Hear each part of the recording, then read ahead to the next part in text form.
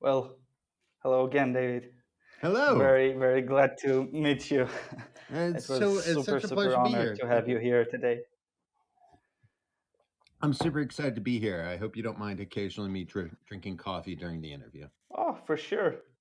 I saw you during one of the LinkedIn Sundays Oh yeah, the of our social mutual Sundays. friend. Yeah. Yes, social Sundays. Yes. And as soon as I saw you, like it was a couple of months ago, and I was like, "Oh God, I have to get a chance to have to talk with him, to invite him to the podcast because your journey is nothing short but inspiring. Started Well, from thank you. Marvel, then DC, then Amazon. Now you're working with Telespin as a creative director Yeah. and narrative and world builder. I was super excited and I want to learn more about your journey. Could you tell me how all of these things happens to you? Why do you decided to start journey as a first of all it was a freelance writer, then copywriter, then you go very serious and start to do very great things, working on X-Men, working on Tom Clancy, Ghost Recons. Ghost Recon. Then you go to DC. It's crazy. Yeah, the order's a little mixed up, but I'm gonna be happy to share it right now. So Yeah. when I went to uni, I really wanted to be a neuroscientist. So I actually studied neuroscience. My undergraduate degree is in neuroscience. And when I went to, I tried to get a job in the field because I really like the way the brain works. And so that to me was really interesting. But then when I went to grad school, they said I could study anything I wanted. And I was kind of burnt out on neuroscience. So I decided to study comic books. So I designed my own program at Goddard College in Vermont. They didn't have a program for comics, and they're like, if you want to study comics, you have to build the program yourself. So I built a program built on the principles of people like Scott McCloud and Frank Miller and Will Eisner, and used those as sort of the touchstones for the history and production of theory of comics. So really read a lot of screenwriting books by people like Sid Field and Lou Hamner, and really sort of Lou Hunter rather, and Lawrence Block, and I really used all those principles as a way to sort of develop my skills and learn how to write and get the practice in of the theory of how the structure of a narrative is broken down. So many people will talk about like Joseph Campbell's heroic journey, and that's only sort of part of what makes a story great. But I looked at that and I really sort of memorized the formula and memorized the structure by which almost every great American story is told. Um, and then really started to broaden my perspective outside of that, studying things like manga and studying things like um, Evangelion and Cowboy Bebop and Akira, and looking at the principles of comics beyond just America, an American centric viewpoint, just comics across the world. And then from there, I drew one Thanksgiving weekend. I drew my resume by hand because I had this crazy idea of becoming an intern for Marvel Comics and I couldn't get out of my head. So for Thanksgiving weekend of 1998, I think I was like 24 years old. I drew my resume by hand. It was a very terrible drawing, but I faxed it to Marvel Comics, and then the day after Christmas, or the day before Christmas, they gave me a call and said, "We want you to come intern for us." And then we want you to come intern for us, and then the day after Christmas is where they approved for me to go, and my parents and I had basically moved heaven and earth to get me there, and I started the last week of December of 1998, working on for some stuff for Marvel Comics, and then my internship continued through the end of June of '99. But then I went on to do a bunch of freelance work, and so the department I worked in at Marvel was their interactive department. And my grad school thesis was using comics to help children learn how to read. So I was really familiar with like the neuroscience of storytelling and a lot of interactive art and how the early days of the internet really sort of created a lot more interactivity for people. So rather than working on the standard print comics, I was like really doing cutting edge stuff with like animation and motion comics, and sort of creating like mini cartoons, mini interactive cartoons with some voices and some sound effects. And it's all very primitive, and some of it's still available on places like YouTube. If you type in cybercomic or Excelsior Theater, you'll see the work. But I got to work with like Kevin Smith and Jimmy Palmiotti and Joe Quesada and John Cassaday and all these legendary names in comics. I mean, Joe Quesada went on to be the editor in chief for Marvel Comics for years, and Kevin Smith is a notorious filmmaker. You know, Jimmy Palmiotti has worked on characters like Yeah. Jonah Hex, and John Cassaday, worked on Excelsior Theater and X-Men and Captain America, and all that was really, really foundational for learning not just how to work with other people, but also foundational in teaching me the tools that I needed to work with.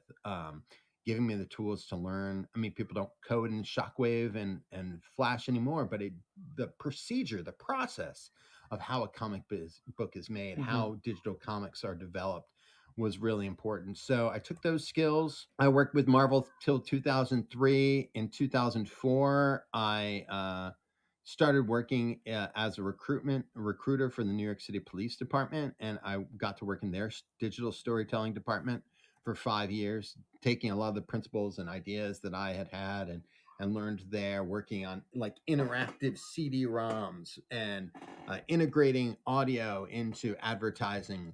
And it got to work with cool things like signs that when you drive by would send a text message to your phone.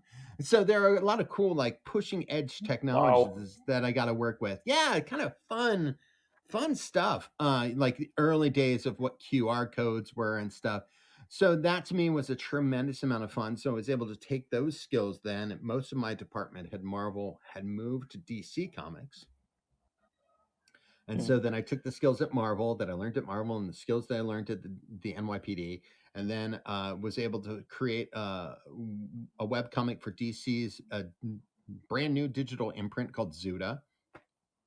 It was me and Steve Ellis, and we had created this really elaborate werewolf western series, and it had garnered like 3.5 million readers. It had won a Harvey Award for Best Web Comic of whatever 2008, and it really sort of pushed the boundaries in terms of what storytelling could be for DC Comics. So we were really, really excited about that. Um, Steve and I then went to develop the very first interactive comic designed specifically for the iPhone with Box 13. So we had worked with people at Amazon to build the technology to and the patents to sort of allow people to read their phone and to have all the lettering look right without having to pinch and zoom in order to change the reading rhythm. Because in the early days of the iPhone, people were still pinching and zooming and pinching and zooming and pinching and zooming in order to read text on their phone. So we had come up with a model that allowed us to scale everything up in a way that made reading comics on your phone easy and fun. And that to me, Yeah. like being able to not take people out of break the reading rhythm of a comic was really important for me. I didn't want people to read our comic and constantly have to twist their phone either which way. I wanted them to feel like reading a comic on the phone was a seamless experience. So that's what we ended up doing. From there, that was pretty successful. I went back to Marvel. I wrote a series called The Winter Guard, which is basically Marvel's Russian Avengers. I had a great time doing that. And Hmm. then we did some more Box 13. We did some role playing game material for Deadlands and Pinnacle. And then we came back and we did Green Lantern for DC Comics, which was just a tremendous amount of fun. So we really got to play with like Hal Jordan and John Stewart, and if you've read them seen them in the cartoons, it was really fun to play with those. And then from there, we decided that like even doing the fun adult stuff is fun, but Steve my business partner had just had a daughter, and we wanted to do something a little bit more exciting and thrilling. That really sort of tapped into a new generation of readers. So we tapped into doing The Only Living Boy, which was a like a young adult adventure series, and we had just a tremendous amount of fun doing that. We ran over 7 volumes of that series and its sequel, The Only Living Girl, and just had a tremendous amount of fun working with that series. And then from there, I was at a book signing, and Louis Manalo at Ubisoft had said, "My kids really like your book. Do you want to come work on Ghost Recon?" And so I worked on Ghost Recon for about three. That easy. Yeah, worked on Ghost Recon for about 3.5 years, more or less. For about 3.5 years, working on Ghost Recon Wildlands, Ghost Recon Breakpoint, and the DLC, the gas supplements, Deep State, Terminator, and I don't remember what the other Project Titan, the Project With Titan Sam one. Fisher. Yeah, it was Sam Fisher, exactly. Deep State with yeah, exactly. So that was a lot of fun. So doing all that Rainbow Six, like incorporating some of those Rainbow Six characters in, incorporating some of those Terminator characters in, really being really mindful to the legacy of Tom Clancy and all the IP that Ubisoft has was really great. Working with Tom Clancy's daughter was Sarah was really amazing, and just talking to them back and forth about cool stuff. So that was great. Had a wonderful experience, and then my team from Ubisoft went on to go to Talisman, which is a narrative studio where we work with and build narratives for games, what we call narrative bumpers or narrative frames, or narrative wrappers, where we take the mechanics of a story, or a game that nobody has necessarily iterated on a lot, and we go in and we smooth out the lore, we make everything really cohesive. We make sure the characters' names all work. So sometimes not all the narrative issues are in place for games. So we just come in and we fix them.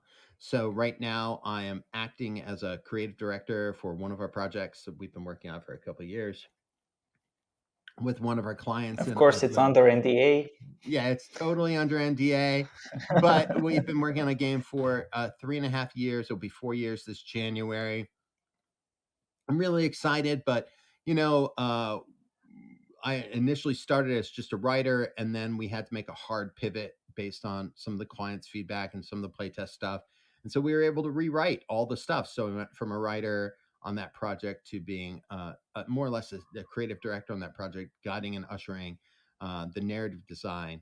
And being the pinch point or the linchpin that holds that project together. But it's a lot of fun. It's from what I can talk about it, it's like a real time strategy game, incorporating a lot of the cool things that you love about MMOs, but in a real time strategy setting. And it's more than 20, like it's already 25 years at least that you are doing this, Yeah, right? yeah, it's 25, 26, depending on how you count your math. But yeah, 25, 26. Yeah. Started from 1998. eight. Yes. Yeah, the Started from last the week in interim period. Yeah. yeah. So like yeah, so if you count that like last 2 weeks of December as it will be 26 years. It will be 26 years at the end of December, but still technically 25. How do you feel when you got a call from Marvel saying we want to work with you? Well, I wasn't the one who picked up the phone. My brother picked up the phone, and he was like, "Wait, hold on, I'll get him." And then he put his finger on the phone and said, "David, it's Marvel on the phone for you. What should I tell them?" And then so I went downstairs. I took the phone. It was during, there was like a little interview. It's like, what are your favorite comics? What do you like to read?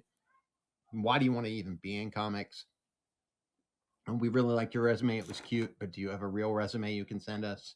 Because I had drawn it by hand and it wasn't a very good drawing. But do you have a real resume you can send us? But what they liked was that I was willing to think out of the box, and I was really willing to take a chance on myself, and I was really willing to put my passion and the time. It takes time to draw comics. So, I mean, I took the passion and the time to draw it, and I think that really spoke to them. It was different, and I think that being able to stand out was very different to them.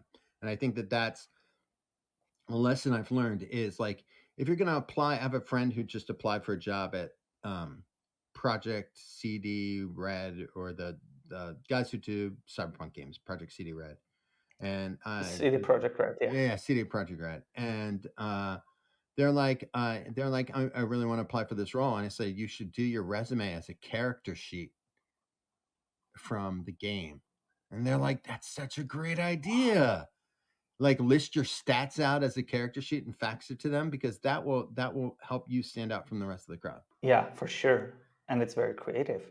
And it's And very it's like the creative. Like best way show to express all your creativity. right, show people what your skills are in a character sheet. Done. Wow. So you work with the gaming and you work in the comics. What were the key challenges you faced working in this both completely different industries?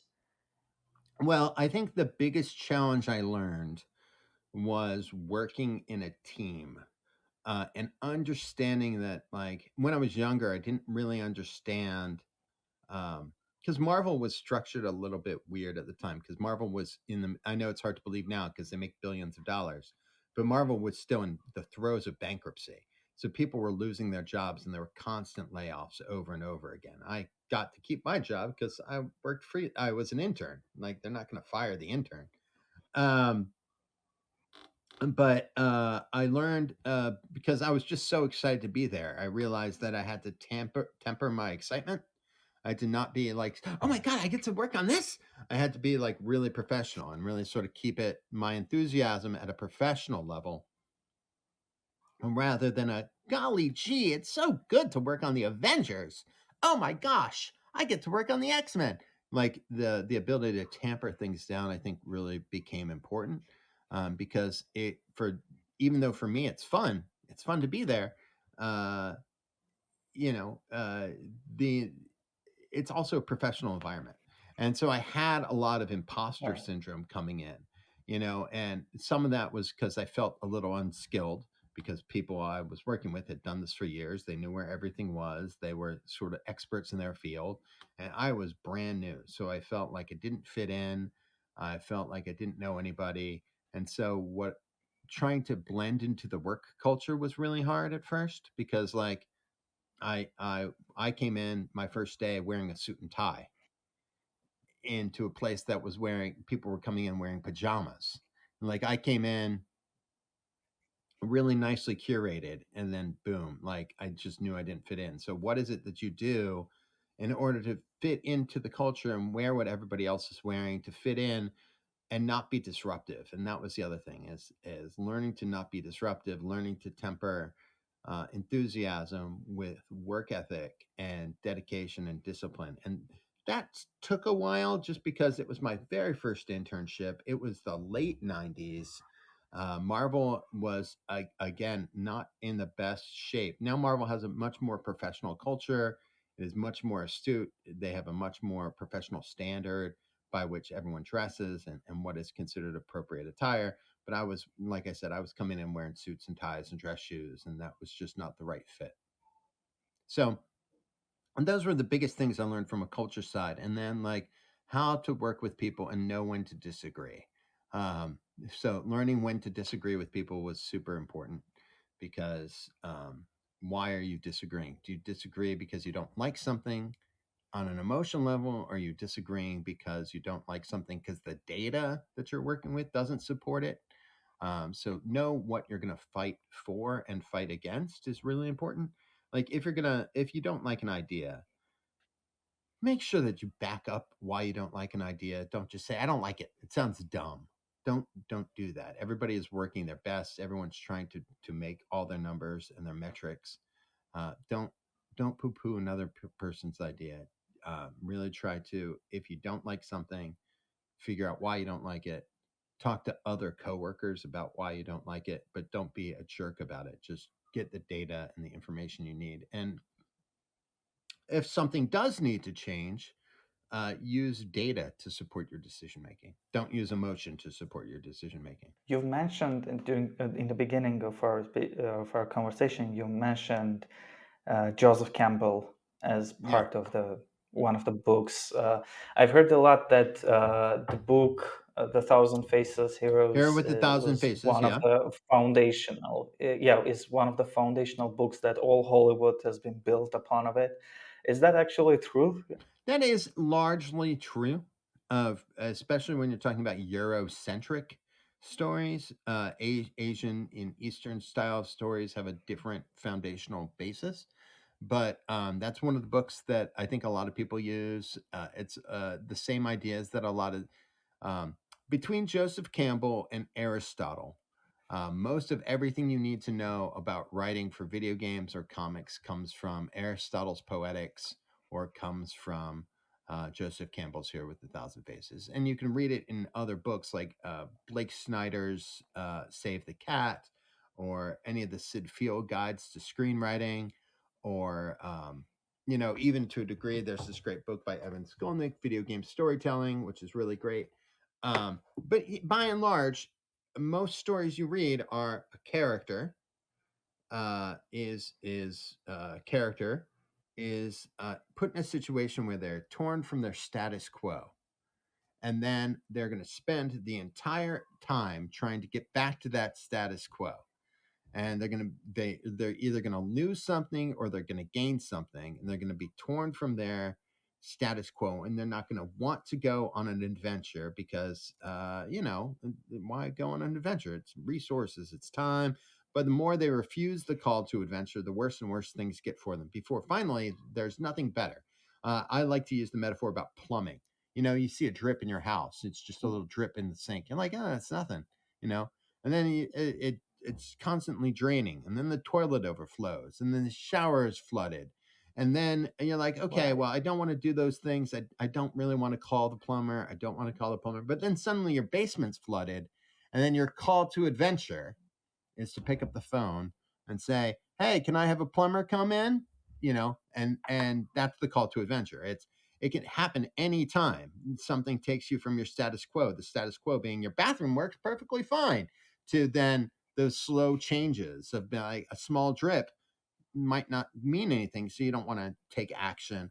But a bigger drip, a flood, all those things make you push you out of your status quo, which was not calling the plumber. The Hmm. plumber comes in. He's going to talk to his mentor, his Yoda figure, his Gandalf the Grey, and there's going to be an adventure of how do you get your house unflooded, and then eventually your house is restored and you're poorer, but maybe you have a new basement. That is a modern version, and a simple version and a mundane version of the same Campbellian journey. But you can apply the Campbellian journey to anything. You can apply it to Star Wars or The Hobbit or Merlin and King Arthur. There are lots of places you can apply it, but usually it's that pivotal mentor character and the hero's journey and the quest. And our job as narrative directors, and our job as comic book writers, and our job as storytellers is to make everything seem like I call it like 99% invisible. You should never see that I'm telling you the same story I've told you so many other times. My job is to hide it. Right. My job is to hide it. And sometimes characters die at the end of stories, but that doesn't mean that it's still not the Campbellian journey. You know, sometimes a hero will sacrifice themselves at the end because there's nowhere else for their story to go. Logan, the movie Logan, is a great Yep. example and it's a great movie, but it's a great example that the same thing. Logan is a taxi driver. He's retired. He's just like moving mutants back and forth. He's just a standard driver.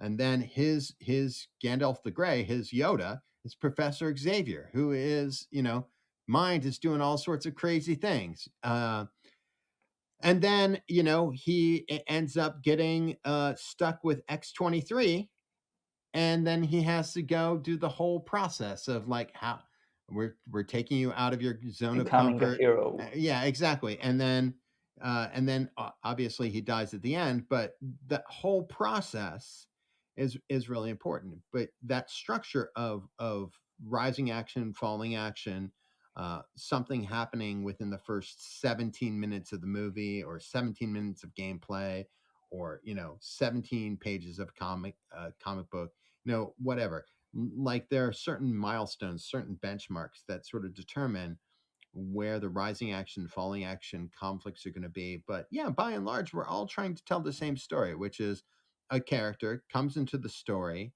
We are given the tools that we need to understand who they are. Poor farm boy, poor Stable Boy, poor, whatever it is, poor Steve Rogers in World War II.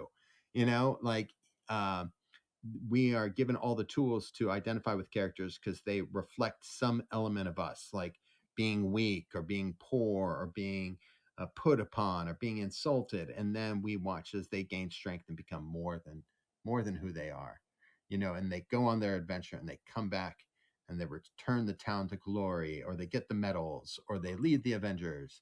But all that essence, we feel so invested because we've joined that journey with them. But our goal Yeah.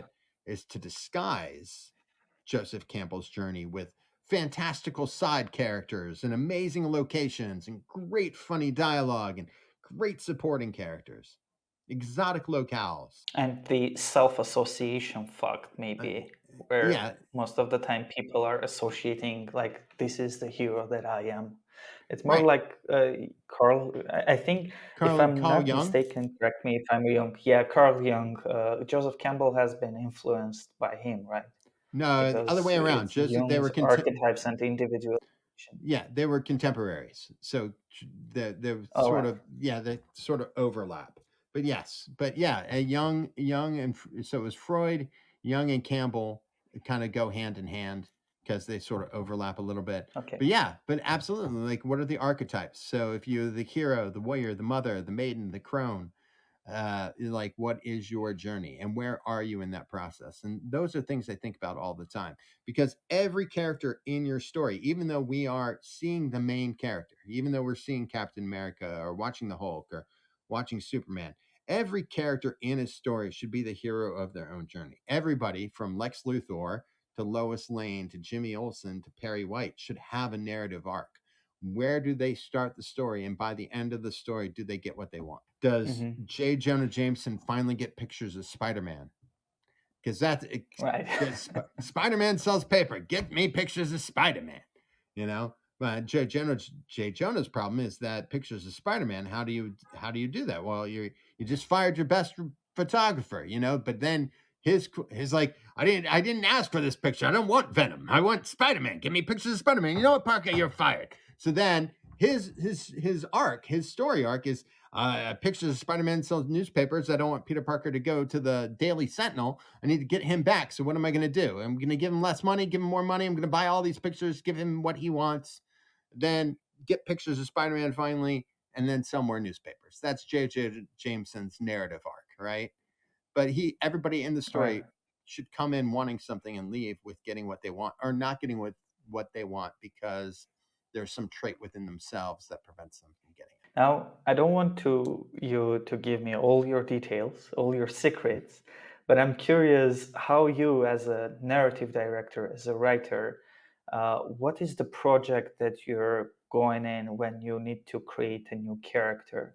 Do you like influence? You're taking a look into Campbell's archetypes, Jung's archetypes, then looking at the current situation in the world to create a new character, or how's this process is going? Well, it depends on what the project is. So, All right. some ideas come to me in a dream, and I'm like, oh, hey, like High Moon came to me in a dream. And I was like, I have this great idea for a title. It's called High Moon. It's a werewolf Western. I had nothing else. I had nothing else. I had no characters. I had nothing. So then I thought to myself, like, okay, well, I've got an idea. I don't really like cowboy stories or Western stories, but let me see if I can find some that I do like. And then I tried and I went through and I did a bunch of research and eventually found, okay, I like this archetype, but what is it that I'm going to make him cool with? And so it's like, I kind of like Blade Runner. Blade Runner was cool. Blade Runner was a detective story. This guy's going to be a detective in the Old West.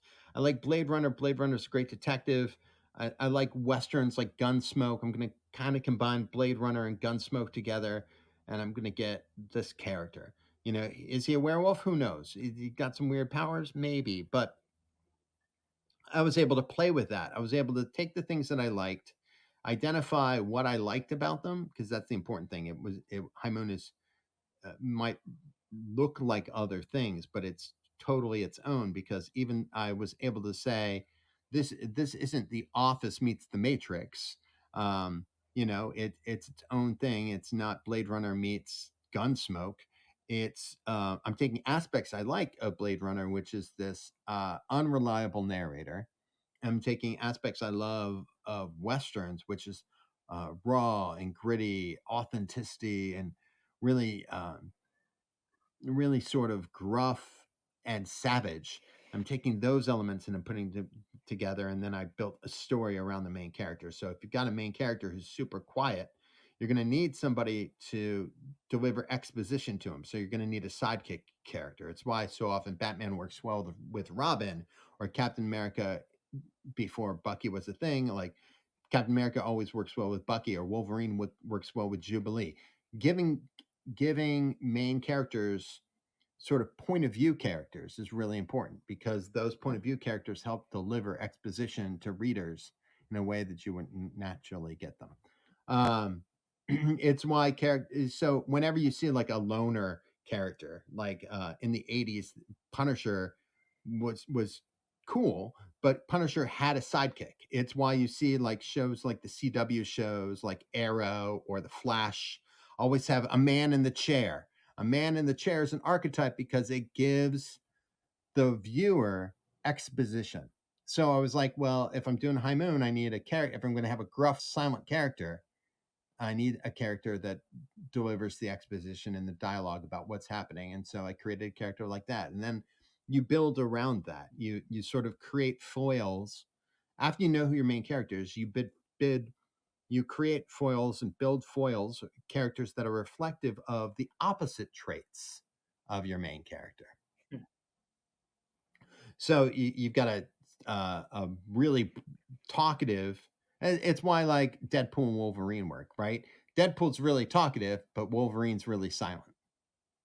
You know, so you get that odd couple, and that's a really good pairing. So whether it's the Flash, or whether it's Ned Leeds in Spider-Man's ear and Spider-Man No Way Home, um, all those things are. It's even in the Iron Man movies, right? Iron Man is talking to Jarvis. Iron Man isn't by himself; he's Right. always talking to somebody, and that somebody gives the player information, and thereby gives the reader information. Even with a lot of the games we're playing, um, whether it's Portal, like even in Portal, where you've got your companion cube, GLaDOS is your talking computer, and she's giving Yes. you information, but she's also an unreliable protagonist slash antagonist, because she's like, stop, there will not be cake, if you do not do this, but it's how we ask ourselves, how are the viewers getting the information that the player is learning, so so often you'll see, like um, even in like things like Murder She Wrote or Mrs. Marple, there's always a side character that is like Miss Jessica Fletcher's niece or whatever, that sort of act. Even with Sherlock Holmes, Sherlock Holmes is a great example. Watson is always there for Sherlock Holmes to bounce ideas Yeah. off of. So I always start with that. I always start with this opportunity to build the characters around the idea. Um, so that to me is what's really critical. Is that if people don't see themselves in the character, you've kind of failed.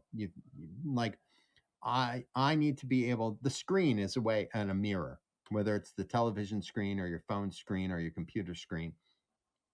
The screen is a mirror, and I need to, when I'm playing the game, see myself in the themes that are reflected back at me. I need to see a characters more like me in the work that I'm doing. It's why there's so much call for diversity, is because we want to sort of lower the barrier to entry, so more people will be playing games because they see more of themselves in the games that they're playing. Like I don't particularly identify with Batman. I know a lot of people love Batman. I don't particularly care for Batman because I'm not rich. I've never been rich. I will never be a billionaire. My parents are still alive, thankfully. I don't see myself in Batman as a character. I just don't. He's mean. I'm not mean. I try not to be. Do I see myself in Superman? Much more so, because I when I was younger, like I grew up in the country, like Superman did, like in the rural farmland. So like, and a lot of the values that he learned are values that I learned. I don't have a butler driving me everywhere, but have I worked on a farm? Absolutely.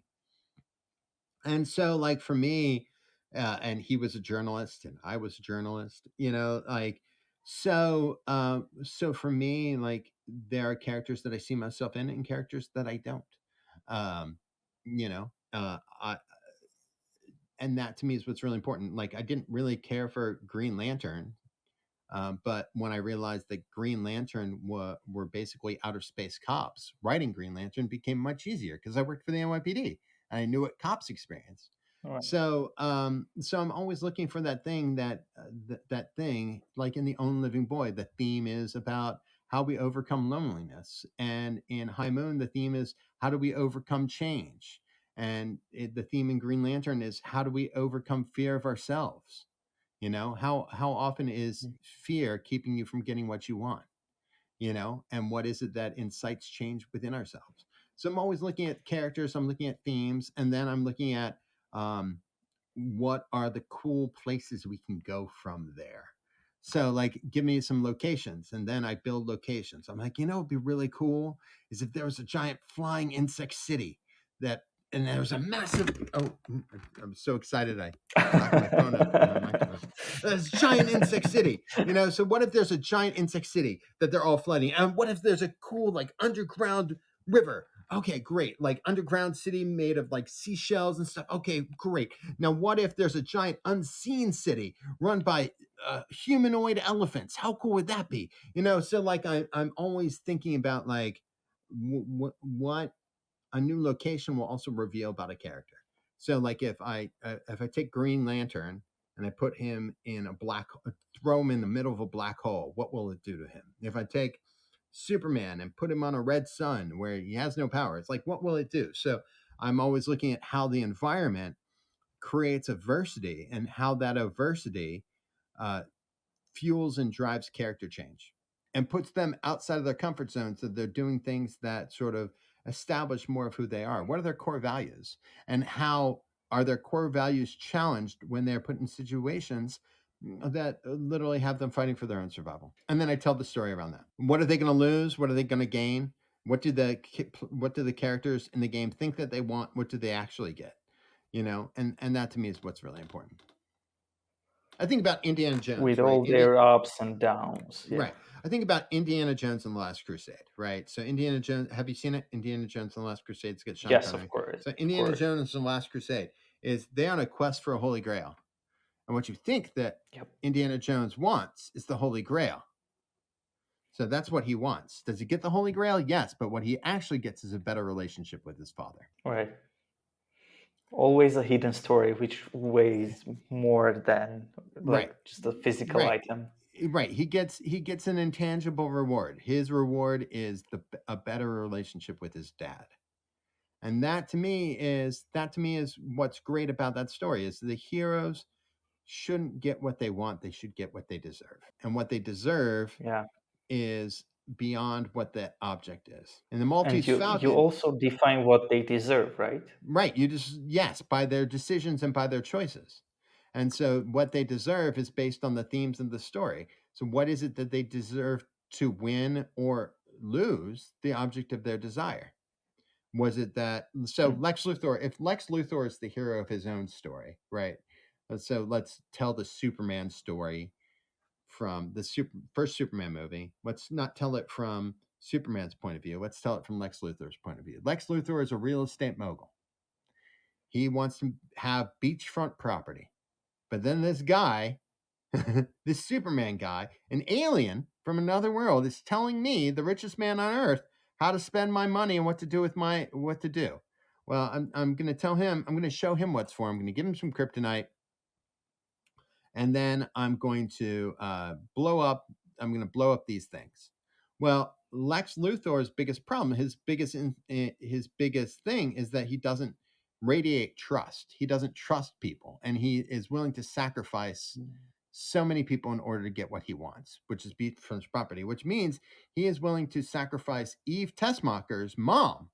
Like, oh, this is going to go blow up Hackensack. Well, my mom lives in Hackensack. He's like, tough. She's got an hour to get out, but he is willing to put other people's lives on the line and his subordinates' lives on the line in order to get what he wants. And that breach of trust is ultimately what dooms Lex Luthor's plans. You know, Yeah. so he doesn't get what he wants because he's willing to throw other people in the way in order to like he's willing to he has so much ambition that he's not willing to stop to think of the consequences, you know, and that's why he loses because he puts the needs of himself before the needs of others. Superman wins because he puts the needs of others before the needs of himself. And that's why Lex Luthor loses. So people get what they they don't always get what they want, but they always get what they deserve. Interesting. And Now that's at you least as a go ahead. yeah That's how I like to tell the yeah story. no no That's how I no like to tell the that story. that's So that crazy. Yeah. yeah, so that's have you earned it? That's what I get to the story. Did you earn a happy ending? Yes or no? Did you as the characters earn a happy ending? Yes, why or why not? How do you Because define that? right, exactly.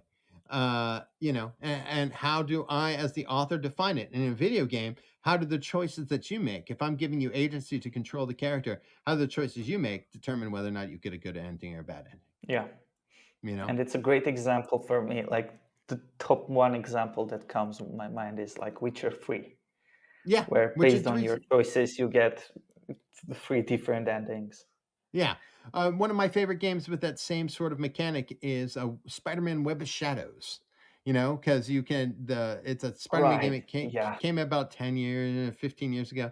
But you know you are you can wear the black costume or you can wear the red and blue costume. You know, and the red and blue costume, you make your choices and you do right things, you get right ending. And if you make the wrong choices and do some of the wrong things, you get a bad, destructive ending with Peter Parker being like the criminal emperor of New York, you know. So those are all interesting things, and for me, they make a huge difference in the sort of the stories that we're telling and why we're telling them. Mhm. And I have themes that radiate with me, um, and I have themes that radiate with me, themes of redemption, themes of overcoming adversity, overcoming yourself, about the importance of community versus the individual. Like I have a lot of themes that resonate with me and themes that I'd like to that I like to propagate throughout my work. And sometimes the sometimes that works really really well and resonates with a lot of readers, and sometimes some people have criticisms about how I do it because I do like to kill my characters off a lot. But but but because yeah, but at the same time, like I want I want readers to, when they're done playing a game or done reading a book, I want them to put it down and be really happy with the quality of the story they've got, even if they don't necessarily like the ending. But um, my job is to earn the reader's trust and show them why we've made the choices we made. How much time do you spend daily to on your work to create to innovate something? Okay, so my Because I day, know it's a tough one. You will have ups and downs. Your mood won't be in the right place. well, It I may try take to, some time. yeah, well, the way I think about it is everything is about consistent. Do you work out? Do you work out? Do you lift weights or Every day, running every day? Okay. every day. Every day. So on a day that you may miss it because you've got a cold or you broke a foot or whatever, on the days you don't get to do it, don't you feel crappy? Like I on the feel day, it even a so bit. on the days I don't write, I feel it. On the days I don't write, I have this tremendous amount of guilt. Yeah, I'm like, oh my goodness. So I try to write about 5 pages a day, which is a lot. I try to write really early in the morning. So I wake up early, I do my writing, I write art. If I'm not writing a script, I'm writing articles. If I'm not writing articles, I'm, you know, writing something else, whether it's a treatment or an outline. But I try to give myself about 4 hours of writing every morning. And then after those Mm. 4 hours are done, I'll do other things like I'll follow up with work or do other things, do networking or host calls or do lectures.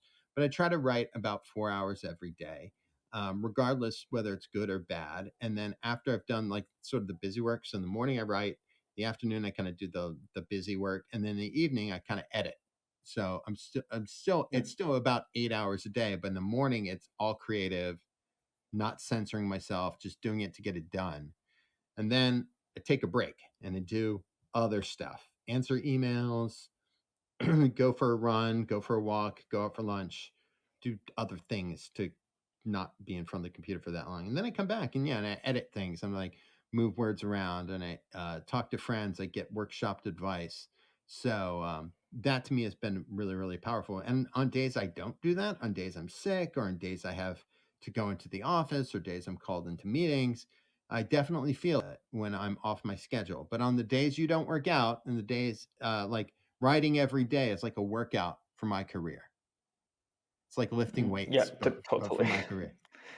So that to me is what's really important. It's really critical that I do that work because doing the work is the only way you get better. It's the only way you see gains. You know, Yeah, for sure.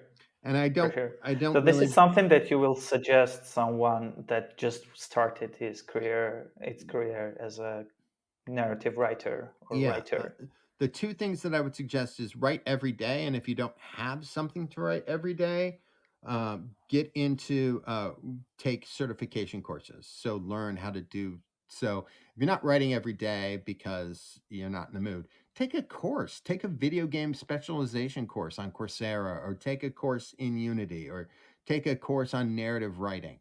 Like so, if you're not writing, you should be learning. You Hmm. should be in a workshop. A workshop, I consider like a workshop with friends where we're going through stuff. I consider that writing time. I don't consider being on LinkedIn writing time. I don't consider being on Twitter or X or Facebook writing time. Writing time is my craft getting better because of what I am doing? Am I writing? Am I workshopping? Am I editing? That is work time. Anything else? And then meetings, like anything else, some meetings about work, I consider writing time. Like Hmm. if if my team and I are breaking down and taking notes, notes are considered work time. So if like the team that I'm working with right now on this game comes back and has a bunch of notes for me, that meeting I consider work time. But I need to be writing. That is my job. My job as a writer. I need to write. And if I don't do about 8 hours a day of writing, then I'm not doing my job and I can get fired and they have to go work at McDonald's or McDo or Burger King or wherever. And I don't want to do that. I don't, I like what I do. I don't want to have to go into an office. And so I owe it to myself and I owe it to my readers and I owe it to everybody else to do the work, put in the work. You mentioned also writing articles. Yeah. Is it an educational articles or Yeah, I have breakdowns? on my LinkedIn profile, I have a bunch of articles that literally trace the that literally when you go to my LinkedIn page, you will see them like halfway through my LinkedIn profile, which is like the history of my career. What the lessons that I learned at Marvel, the lessons I learned at DC Comics, the lessons I learned working for the NYPD, and then I try to give not just give history for everything, but also individual lessons of like, this is the thing that I learned that I took away from this moment. Here are 5 reasons why this particular skill will help you in your next narrative role. In your next narrative role. So yeah, Amazing. so I've written this month. I've written 16 articles on LinkedIn. It's something I just started, but yeah, I've been Wow. writing them. Yeah, not if not every day, every other day. But yeah, there's 16 of them now. It's like how to do a job search when you've got depression, how to what I learned from comics that helps me as a narrative designer. How you know the history, a little bit of the history of High Moon, which is Werewolf Western series we did. How old time radio, which is my favorite medium, how old time radio really influences a lot of dialogue that I use in the books that I'm writing, those sorts of things. I need to. You're gonna inspire me to do my stuff in the same way. I just started doing the article writing, and coming from the software engineering, where I used to code, not Yeah. write, and it is a difficulty, and it's a very interesting. It's challenging for me in a good way to also write an articles. Yeah. I'm really in the belief that writing articles and especially posting them on LinkedIn sort of builds your visibility. I'm not a big fan of AI. I really don't like it. I think it's just sort of uh, kind of gross for lots of reasons. But I mean, the biggest thing that I don't like about it is that it loses authenticity. And what I'm really here for Yes. is I'm here for your story. I'm here for your story. I Right. hope people are here for my story, because my story, like, that's literally what the world has become. The world has become a gigantic connected story. And as a digital storyteller, that's something I'm interested in. When people go to work, when people are in their car, they're listening to a podcast, right? And that podcast is telling them a story. Like, here's the murder of blah blah blah blah blah. You're like, oh my God, that's a true crime podcast. But we're listening to stories. Then we work all day and we hear people's stories. Oh my God, I went on this date with this guy, and oh my God, oh my God, my bathroom flooded. Oh wow, and then you get home and you sit down in your big comfy chair and you sit on your couch, and then you turn on what is essentially a story box. You turn on a story box, which is your giant television, and whether you're watching a streaming service or whether you're watching, playing a video game, you're literally, your television is story box. We're opening up and there's millions of stories available, whether it's games or Netflix or Disney Plus or Max or Amazon Prime. Television is just one gigantic story machine. And then from that story machine, you're going to bed looking at TikTok, and people are telling you stories on YouTube or in their Instagram shorts and Right. or their Instagram posts, and there are more stories, and that is amazing. Digital storytelling is so powerful, and I didn't know 25 years ago that that's what I would be doing. And even now, like, I'm in the process of writing a book about leadership in digital storytelling, and sort of the morals and values and things we need to do to shape the next generation of leaders in the digital storytelling space. And I keep thinking about, like, the fact is stories are everywhere, and our job is to understand the process of them and understand the theory of them, and then understand how we can make them better for the next generation that follows. Because stories are the blueprint of the human experience. Stories Right. literally give you, like, if you go back even before what we're doing now, centuries before, we had passion plays, we had moral plays, we had Shakespeare. And Shakespeare did a lot of what I'm talking about, which is showing, like, too much ambition is bad. That is literally the theme of Macbeth. Too much ambition is bad and drives you to do bad things, and drives you to have nightmares about people you've murdered, and has you hallucinating about damn spots and blood and things you can't get out. Uh, but we had passion plays, we had moral plays, and that's basically it. Is everything we're doing is in a way like what it is we're telling ourselves. The Bible, the Talmud, the Torah, the Quran, all these things, all these religious texts are also stories, and they're guides for how we can live our best lives and call upon our better angels to really unite ourselves as a community and share our experiences and find common ground and allow everyone to thrive and be the best people that they can be. Is this one of the reasons why you co-founded what a game dev community for Yeah, game so developers, artists? yes, that is a big reason why I founded What a Game Dev. What a Game Dev was inspired by Dr. J.C. Lau. The idea of it, she came up with the idea of what a game dev looks like a couple years ago on Twitter, and with Twitter shutting down and sort of creating a mass exodus, um, or evolving, shutting down isn't the right word, but Twitter evolving from Twitter into X, there was a mass exodus Mhm. of a lot of people. And rather than losing those voices, I created What a Game Dev, which provides resources, tutorials, resume reviews, portfolio reviews, and advice for people on the next step of their creative journey. Amazing.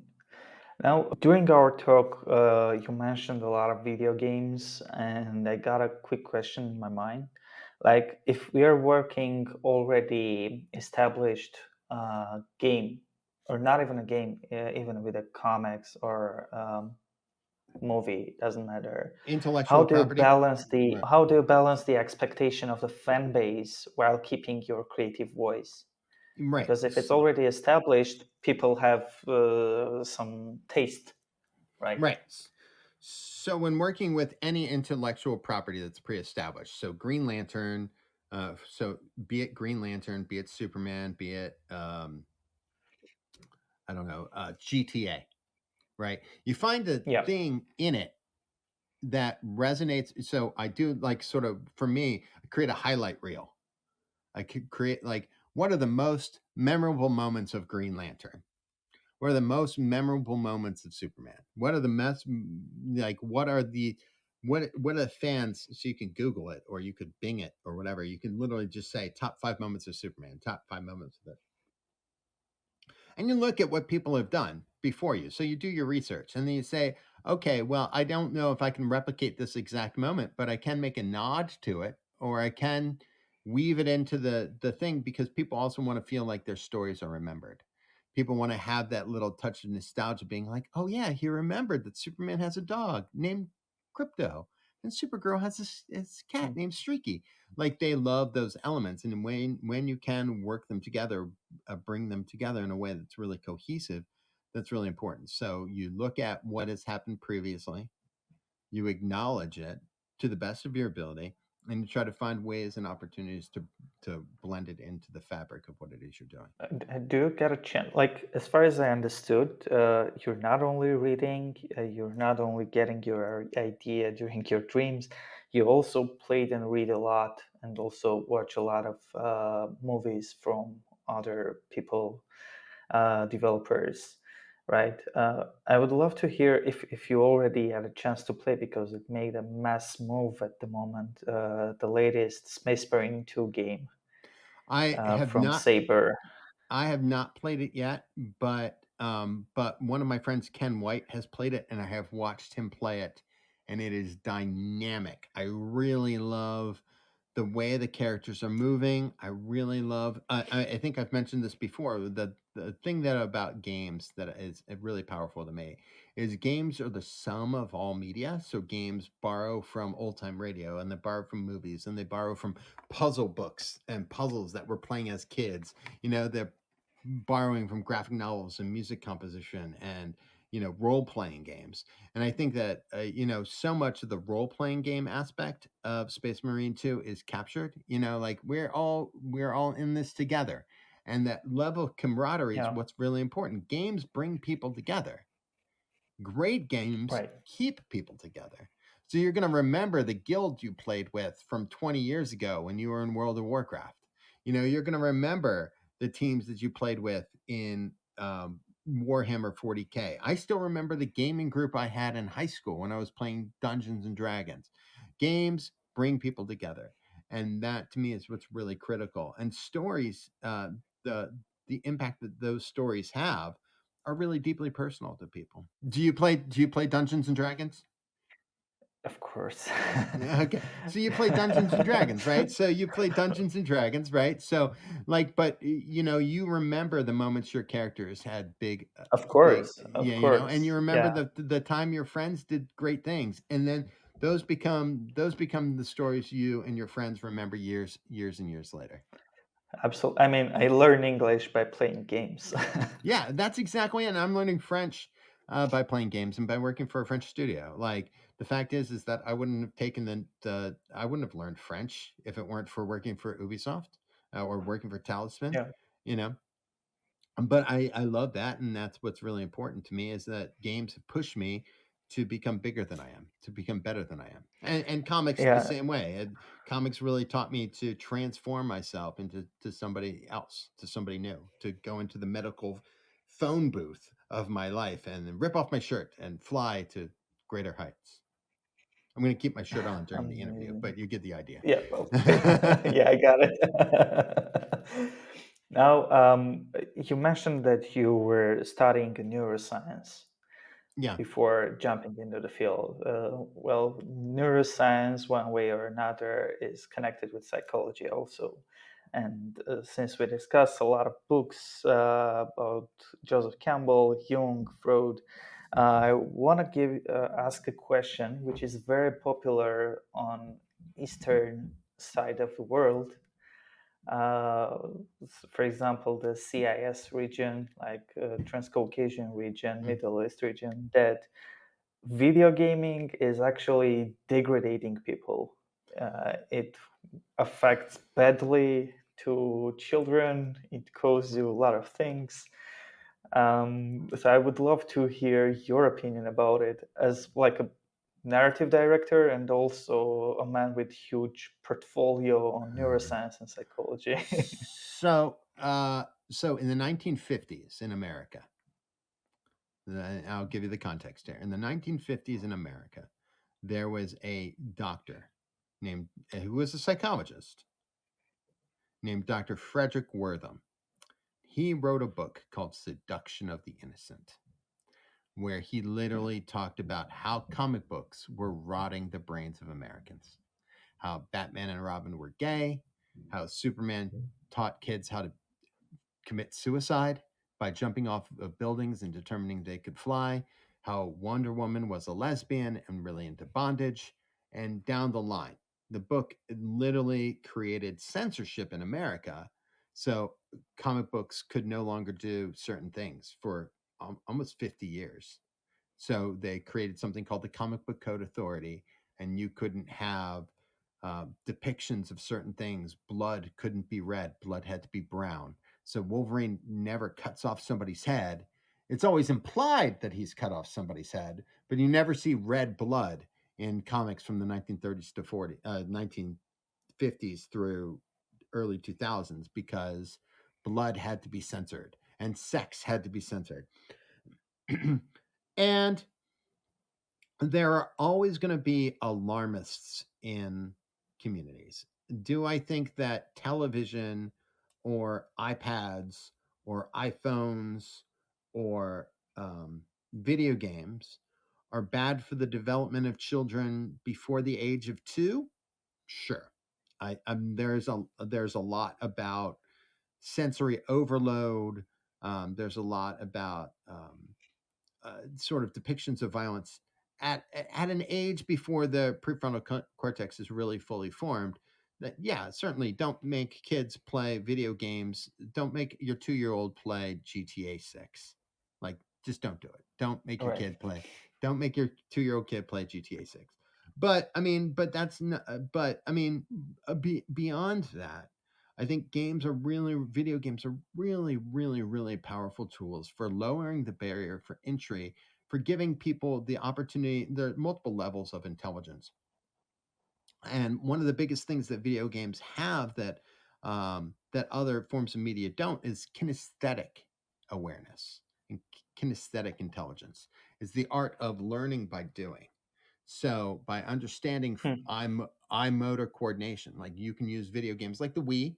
The Wii is a really great example. You can literally use the Wii as a way to not only get people physically active, not only seniors. I mean, tons of research studies on this, but get people active and moving and using their controllers in a way that is really dynamic, and really creates opportunities for growth. And I would much rather a 5-year-old be working out on the Wii, which I know is in the safety of my own home, than putting my 5-year-old kid on a football field, because even though Right. that physical exercise is great for them, American football is dangerous. So for me, it's really about common sense. I do think that I think the video games are really important. I think they're only going to become more important. I think blending video games in as part of a healthy, well balanced, as a healthy, well balanced series of programs that gets people, active and learning is really important. I think kids should be playing Dungeons and Dragons and taking art classes and taking piano and playing video games in a way that is safe and protected and nurturing. Because if they don't now, like I didn't have a television set till I was 5. I Television was foreign to me until I was 5 years old. So because television was foreign to me, I missed out on a lot of stuff. I didn't get to see Star Wars until I was well past high school. And when you deprive people of these things, they are at a disadvantage culturally. They're at a disadvantage socially. And I think that's really important to be mindful of, um, making sure that kids feel like they fit in. So, should kids Hmm. play video games? Sure. You give a kid 30 minutes of video game time a week. Play simple video games, but don't deprive them of the experience completely, because when the rest of the world comes to video games, um, and your community is left out, you're gonna have a lot of hard time fitting in, because you're gonna have to learn at a much older age what Unity is or Unreal is, because everyone's going to be programming for things much more bigger and much more profound than our iPads, and much more bigger and much more profound than Project Orion, which is what Facebook just unveiled with the Meta glasses. You know, so we need to be Yes, really mindful of the fact that games are here to stay, virtual games are here to stay, AR is here to stay, but how we incorporate it in a way that is responsible and mindful is really important and really key. and also about the age restrictions, right? It's Yeah, well, yes, also and yes, something that, age appropriate. Yes, absolutely. Age appropriate stuff is really critical. Um, and I think you're absolutely right. Is like, what is the level of maturity? Now, some of that is really determined by the parents, but also a lot of that is determined by also where you are culturally. I don't want my, like right? I said before, I don't want my 2-year-old playing GTA. I don't want my 13-year-old playing GTA. I, I don't want anything like, and I don't have kids, but if I did, I would want them to play things that um, are reinforceable and reinforce my values and reinforce my beliefs. I don't want kids playing things that are an anathema to, or in opposition to the values I've raised them in. Yeah, I can't tell right now how the things are going, but during my aging when I was a kid, like we don't have any type of age restriction things. We had a Mhm. computer. Uh, this part of the world is still using piracy, Yeah, torrents for downloading the games and stuff, because it back at that time it was the huge difference between USD dollar and the national currency, and there's so yeah, everyone was, yeah, just download a game and play it, and no one cares. Like parent doesn't care about like what are you playing, as long as you're silent. right.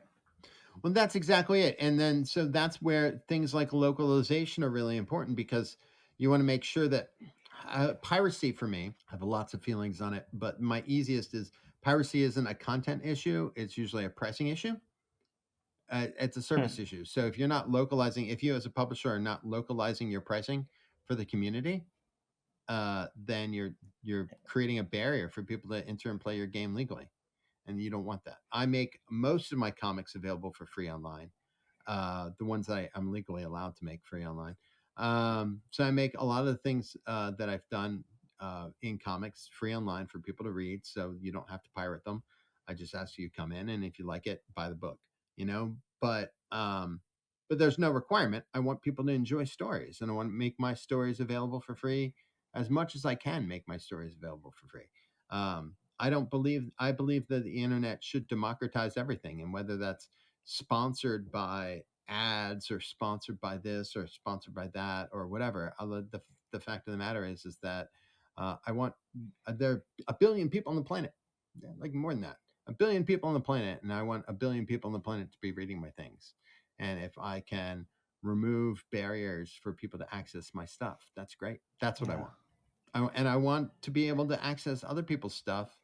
Obviously, I believe in copyrights, but I believe that other people should make their stuff available for free online too, so we can all read and enjoy more stories and build more stories and create more stories. That's what for me is really important. And I want you to be able to tell your story.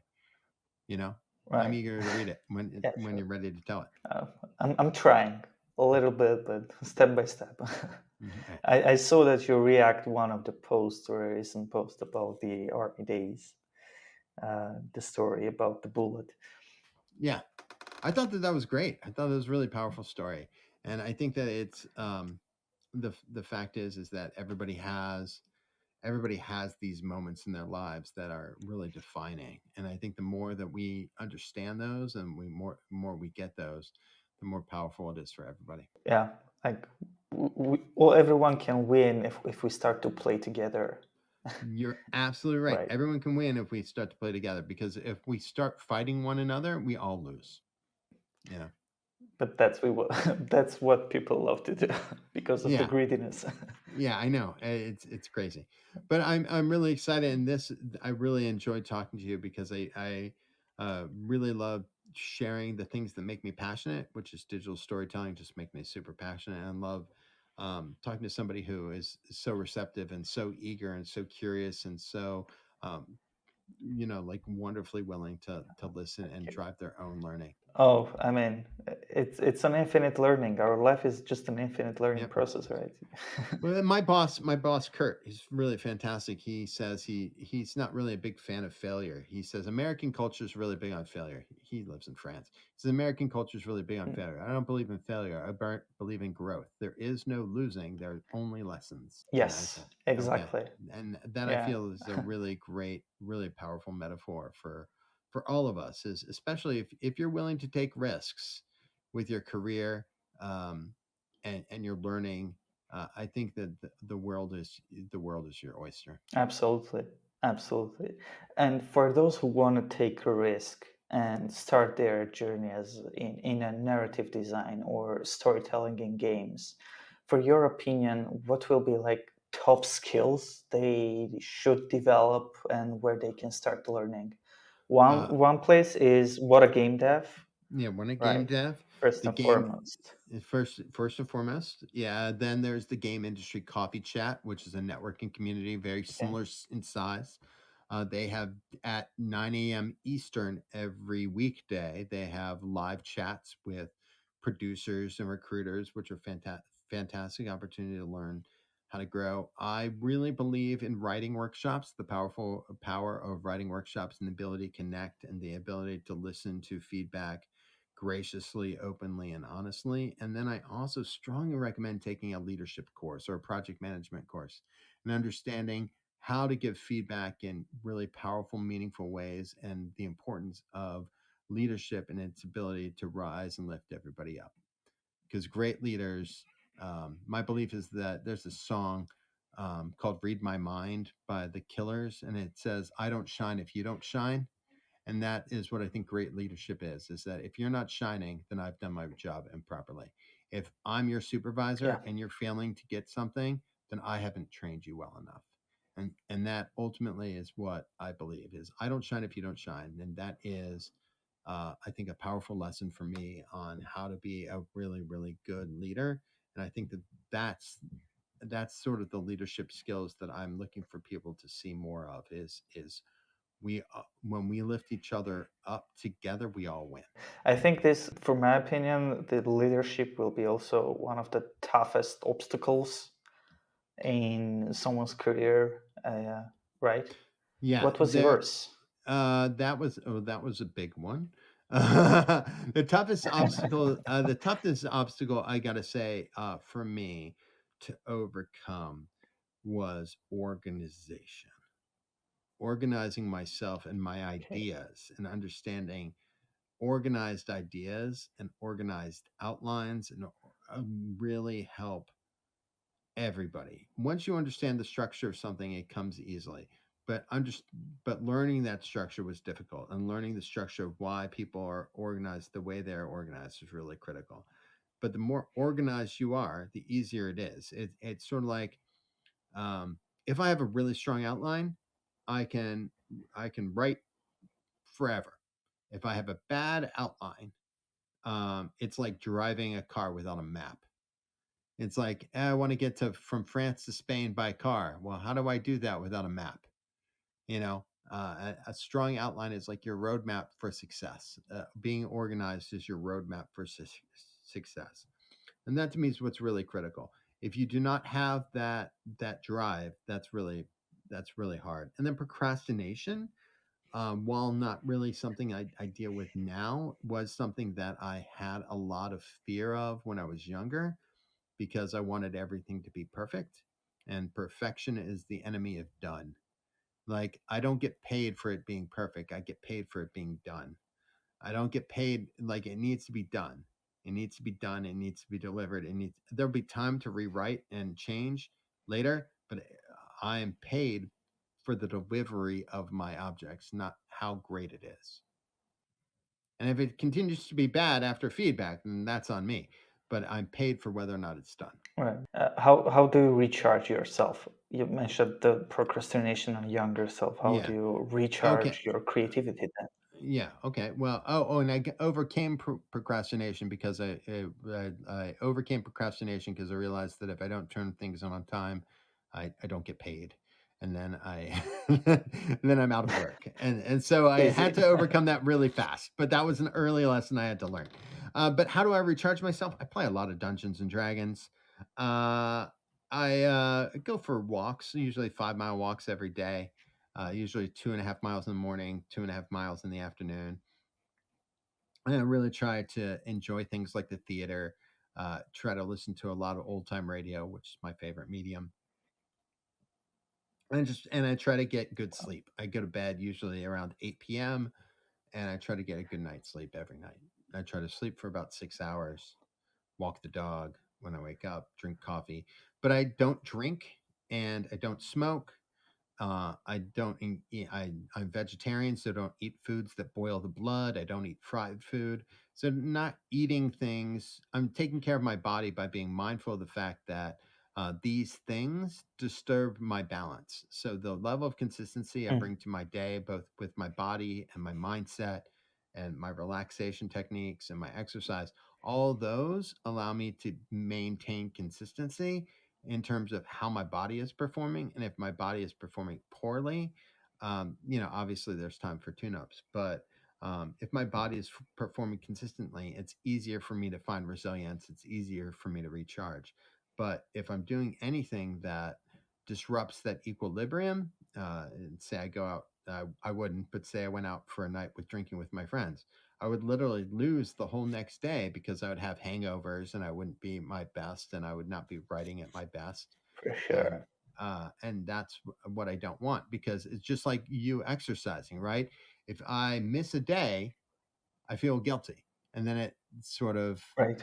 escalates. It becomes a snowball effect. And then what would I do? I'd take medicine to feel better or whatever, and then that medicine has side effects. And so I don't want to be in a position of always having to um, sort of continue that cycle of feeling bad, feeling bad, feeling bad, feeling bad, feeling bad. What I really want to do is maintain a level of consistency, and that level of consistency is abstaining from the things that are bad for me, Mm. and that helps me So, recharge. Yeah, so discipline your thoughts, discipline your schedule, take leadership courses, take narrative writing courses, network. never stop network, never stop experimenting, learning new technology, Hmm. right? Yep, all those. And that's Learn it. great communication skills and network, network, Yeah, network.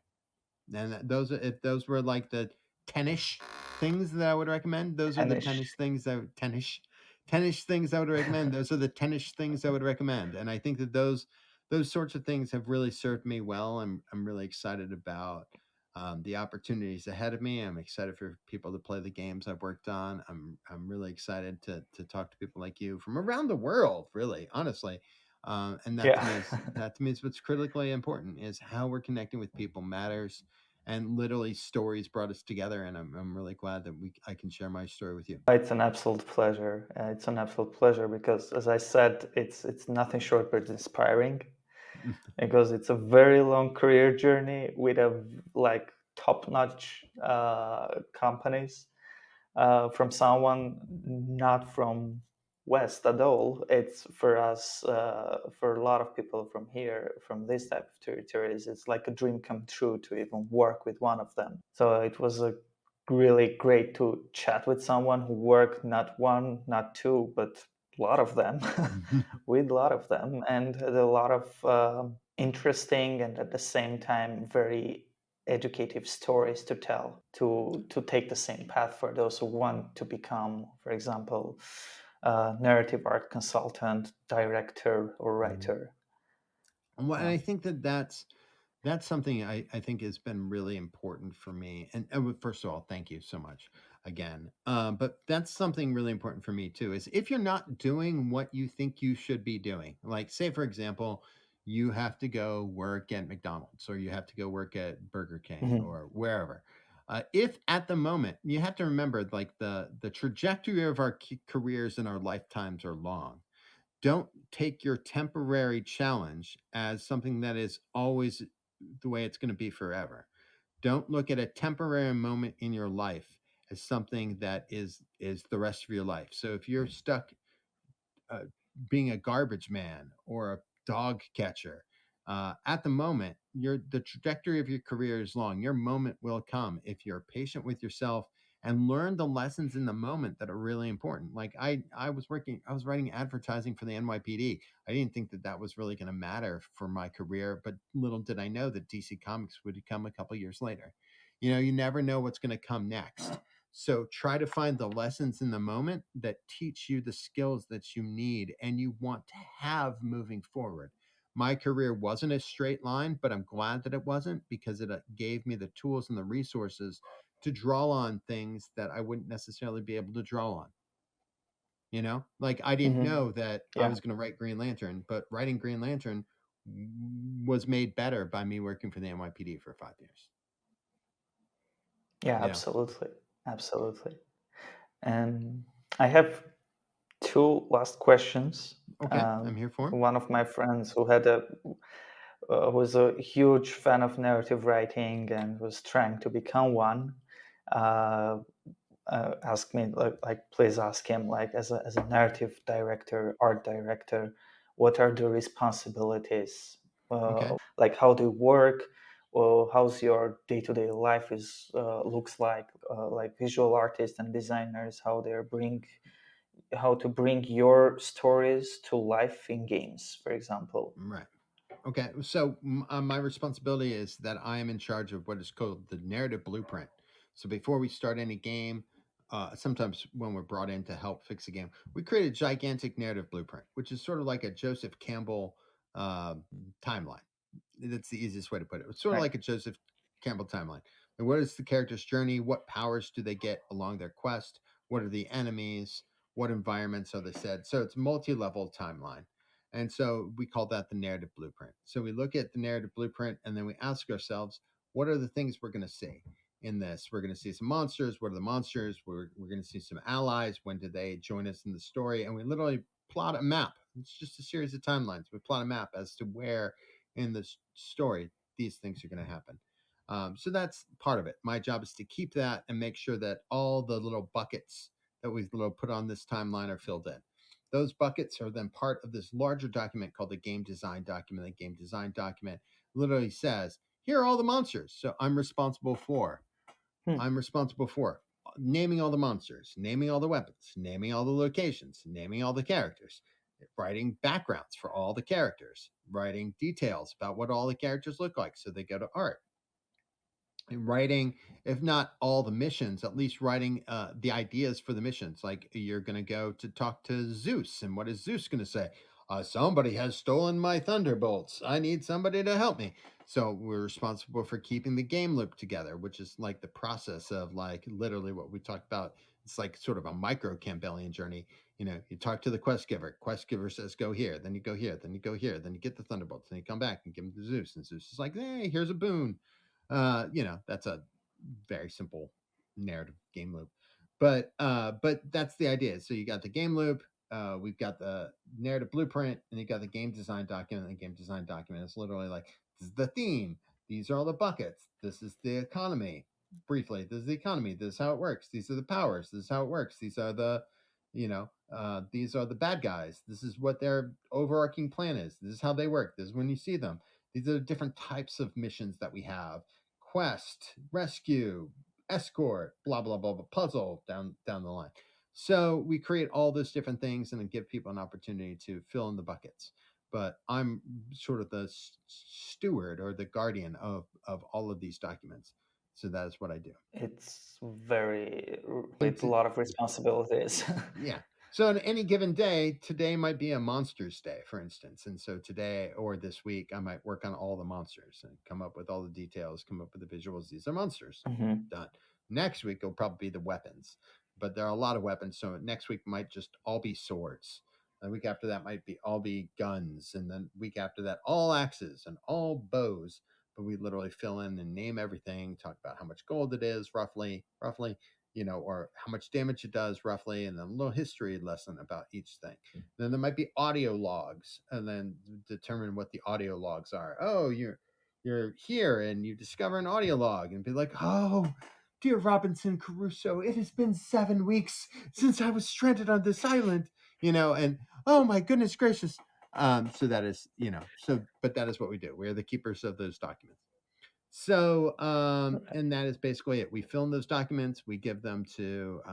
I essentially am the creative director here, at least as part of my role for this particular game.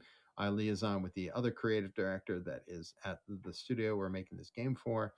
Um, and then we go back and forth on the information that our team has prepared versus the information that they need, and we make sure that all the stuff we prepared fits all of their needs. We meet every week or so, and we go back and forth, and we plug in the holes and build the stories and fill in the buckets, and that's my job. And then we're playing it and enjoying. Then you're playing that. Well, then it's all plugged into the game engine. Then it's play tested, and then after it's play tested, we get notes and we make our notes, and then everybody. Amazing. Is there any particular project or story that you've always wanted to work on but haven't had a chance to yet? I really want to work on Superman. I have a really great Superman story that I really, really, really want to tell. I've not had the opportunity to tell that yet.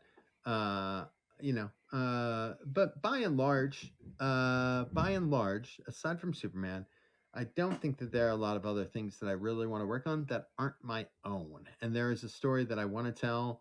It was going to be a 600-page graphic novel. It will probably be a video game if I can get all the pieces working. But there's a 600-page graphic novel / video game thing I really, really, really want to tell. So I just need to figure out how to do that. But that is ideally a 2025 problem. I see. All right. Thank you for the hint. As ideally a 2025 problem. Yeah. And I can see a lot of books out there. Started from voiceover, from cybersecurity, networking, and Oh of yeah, course, like yeah. I psychology. did a bunch of articles. That's what I was saying before about articles that I've written previously. But Yeah. yeah, so I've written a lot of books. Some comics, some not comics. I wrote a book about marketing from McGraw Hill. I wrote a book about cybersecurity. I did a bunch of newsletters for Marvel. I did a bunch of cyber comics for Marvel. My very first story for Marvel was an Iron Man story where he fights the living laser on his way to a Wakandan model photo shoot. Yes. I did, I've done a lot of fun things that I've really enjoyed.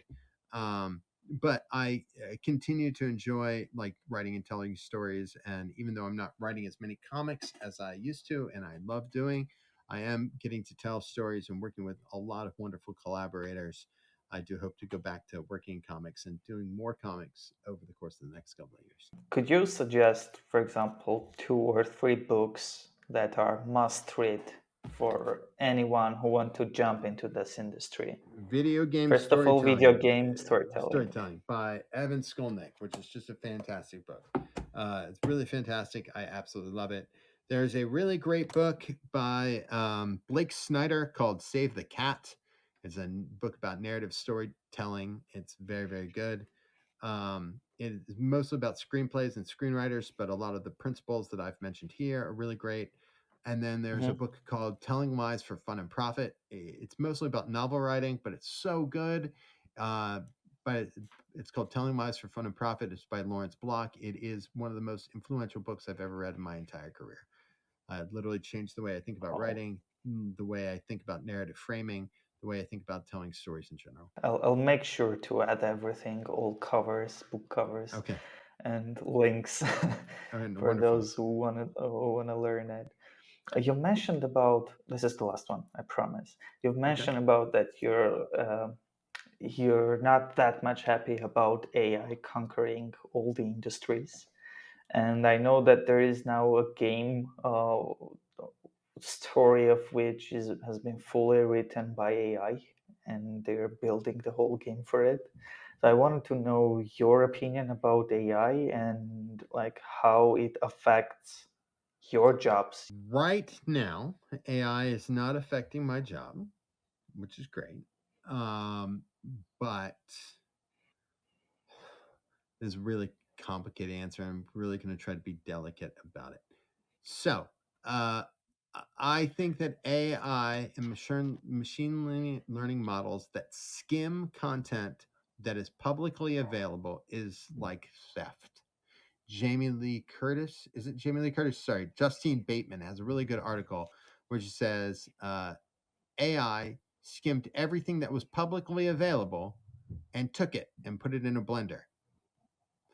And she said, well, if I lived in New York and I found every car that was publicly available and took it into a chop shop, that would be theft. That'd be Grand Theft Auto. You know, like AI as it exists now is not, in a way, I find to be very ethical practice of developing content sooner, quicker, and faster. I, I feel like it takes too many things that they believe are publicly available and uses it in a way that is, first of all, not copyrightable. You can't copyright AI content in the United States. It's not copyrightable. Anybody who has anything that is generated by AI is not under copyright. Any art that is generated in the United States is not copyrightable. That's just the way it is. You can't copyright it. You can sell it, but you can't copyright it because it's theft. Um, and I find that right now, at least, AI is on a very, very dangerous trend. And I don't think that those models are where people need them to be. It's sort of like when NFTs came out. NFTs made some people a lot of money, but they made a lot of people no money, you know? And Right. I feel the same way about AI. AI has made a lot of people, I mean, it's made some people a lot of money, but it's made several people no money. And the people it's made no money for are the people who are constantly getting their art ripped off. I feel like even though everybody's really into AI, people were really into Tamagotchis 20 years ago, and then people were really into Rock Band, 15 years ago. The game Rock Band 15 years ago. But are people playing Rock Band now? No. The reason is everything has a trend. And people were really into NFTs. You can go anywhere 5 years ago without people talking about NFTs, and NFTs are gone. And so, you know, so that to me is what's really important. Is that understanding that AI as it stands right now is not conducive to it's not conducive to building sustainable models for making games. It is not conducive. You might have a lot of proof of concept games and you might have a lot of prototypes, but in terms of getting players to be on board with games that use only AI voice, getting people to be on board with games that have only AI prompts, it might make games faster, come out faster, but you are not having an entire team of humans debugging things because AI can't Yes. lean on instinct. AI can't lean on experience. AI can only say this is the way it's been done previously, but it can't tell you why it made the decisions it made. So it's not reasoning, it's just producing, and that's not the same thing. You want a reasoned, well thought out, sincere game that mirrors the sort of pathos that we all experience as human beings, the joys, the loss, the wonder, the tears, the laughs, and you just don't get that same quality of content with AI that you want and demand and need from your stories. So people can try Yeah. and they can experiment and they might have a lot of innovation. And I'm somebody who embraces innovation. Don't get me wrong. I absolutely embrace innovation and love some of the principles behind AI, but the matter and way it is implemented right now is uh, currently to me vulgar. It needs better safe rails and better guardrails to keep it running smoothly in a way that is conducive to copyright holders getting the revenue that they deserve for having their art taken. And also, it just deserves more compensation for the people whose work is being blended into other works. Agreed. But despite all of that, I saw it last week that Electronic Arts created a new AI model that creates by prompt different world variations, playable Yes, variations. and you do see generative AI creating different pre-programmed worlds, but that is very different. Yes. Like So, like the way that you might propagate a world in No Man's Sky is very different than like propagating an entire narrative arc or propagating voice Of over for course, of characters, you course. know? And so, those things are the things I worry about much more. Pre generated dungeons, generated randomly, is much different than pre generated voice that leaves voice actors not working. Oh, absolutely, absolutely. Well, during one of my podcast episodes, I was talking with Christopher Tester. He was a voice actor who did a lot of voiceovers for Warhammer series, Hmm. and he's like very popular right now because of that. And while we're talking about the AI and voice acting, he said that like voice AI is good, but the way that it has been used is the main problem. Like for Hmm. us voice actors, having an AI that we can give them our voice, and like when we are voice overing 200 page of book, and we had a slight mistake, we need to start whole sentence or whole page from scratch. Whereas if we have an AI that can help us with this type of things, it will speed up our work much more rather than just cutting our funds and not paying us and instead using an AI. Right, exactly. And so it's I don't I feel I feel for every I at least I do. I really feel for everybody who's currently in that boat where trying to navigate AI versus being a voice actor or being an actor. And you are starting to see on the state side legislation that says you can't copy an actor's voice and Yeah. use it for AI, which is great. And I really appreciate that. But yeah, it's super complicated, very touchy subject. I am not I am in favor of innovation, but I'm not in favor of tools that put people out of work or borrow or steal or lightly left from other work.